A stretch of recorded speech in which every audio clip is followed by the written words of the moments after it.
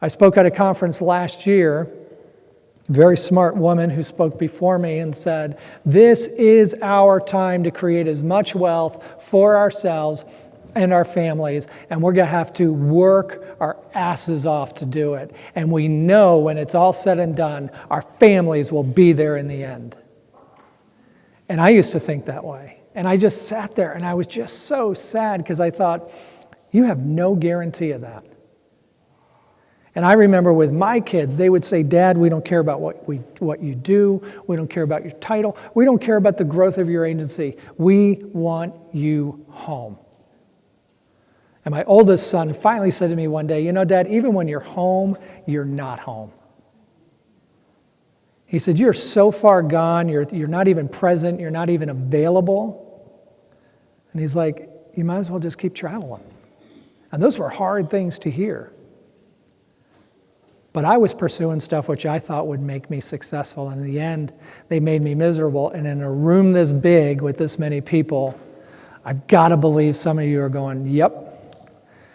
And so what does impact our lives and what does impact success? I could have thrown a whole lot more on here. But all of these things, how many of you as marketers deal with unrealistic deadlines? Right? I mean, how hard is it? It's just marketing, right? And the list goes on. Trying to balance. I'd love to talk to you after. Stop trying to balance. We have 168 hours given to us each week. Work is one of the many things we have to fit into our lives. Stop trying to define work-life balance. Oh, and here's the real one that just like took LinkedIn by storm. You ready? Life-work balance. You see what I did there? Just switched it. It's the only part of our lives that we try to separate. Do we talk about marriage life balance? Exercise life balance, finance life balance, kids life balance, hobbies life balance, friends life balance? No. But somehow we think work and balance, and I always think of George Costanza, if you've seen the episode where he talks about worlds colliding. And so when we try to achieve this balance, we only make life so much more difficult. So think about it in terms of boundaries and what your priorities are, and then set boundaries around that, including your work. Imposter syndrome is the really sophisticated name. It's basically lipstick on the shame pig. But in professional circles, we go, yeah, we all deal with imposter syndrome because it sounds a lot better than shame. And what that is that's that little voice in the side of in the back of your head that all of us have that tells us we're not worthy, we suck, and that we are the sum of our failures. And the reality is failure is an event, not a person. This, for me, was startling. They feel stuck. And I remember being there, we're going, I just feel stuck. I feel like my wheels are spinning. And the more I step on the gas, the more the wheels just spin and spin and spin. And I'm going nowhere fast. We had a friend of ours on our podcast. He said, it's like you're running in a circle and trying to win. I'm like, yes. And 75% feel this way. So here's the real question.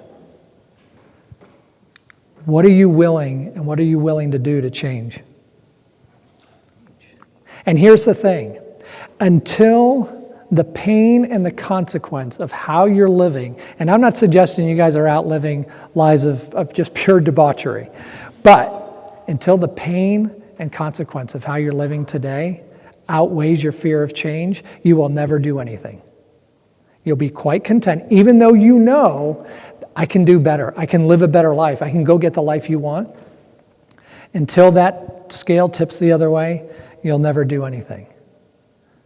So I hope this starts to stoke some thought where you can say, you know what, I think there's more to life than what I'm doing, and whatever that looks like. So first of all, this is a really loaded question.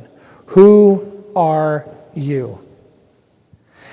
And if you want to know the purest form of who, if you want to understand the purest form of who you are, at the risk of being too Freudian, think about what you were like as a little kid. Because that little kid hasn't gone anywhere. Now, we've layered it on with adult sophistication and complexity, but we are still, at the end of the day, that's the purest form of ourselves. And then somewhere along the line, someone makes fun of us. Somewhere along the line, someone tells us we're not worthy. Somewhere along the line, someone says, you are your failure. Somewhere along the line, we get rejected. Somewhere along the line, something in our lives happens that's traumatic. And what shame or imposter syndrome starts to tell us is all these lies that we start to believe about ourselves. And from there, we start to form a false identity of who we truly are. Once we have articulated our identity and our who, this is when we can start to really reflect and identify our purpose. So we go who, and then why, and then we say, this is the exciting part, what unique gifts and talents do I have that can help me fulfill my purpose? And so if you start to apply and get back to who God created you to be, match that with your purpose, and then say, I'm going to use these talents that I have, these gifts and talents, whatever they may be, then you start to discover opportunities that you might have otherwise been blind to. And so when I think about life design, when I think about rethinking everything, I think about these 6 core areas: our mental, emotional, spiritual, physical, relational, and financial aspects of life. Now, I know there's people who have 11. I know there's people who have 3. The one thing you don't see in here is work. Why?